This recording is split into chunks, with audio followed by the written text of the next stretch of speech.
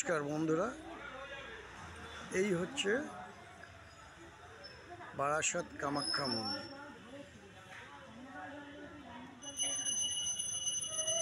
এই মন্দিরটি স্থাপিত হয় 1985 সালে।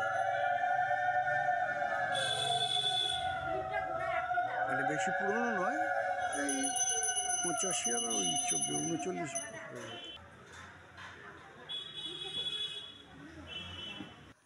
আশা করি বারাসাত সবাই চেনেন। কলকাতার থেকে ট্রেনে মাত্র 10 টাকা ভাড়া, বাসে 20 টাকা।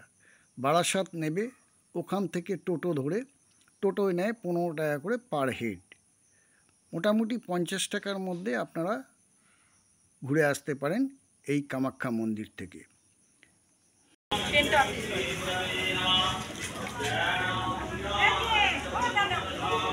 আমি এইখানে ছবি তুলছি, আমি ওখানে ছবি তুলছি।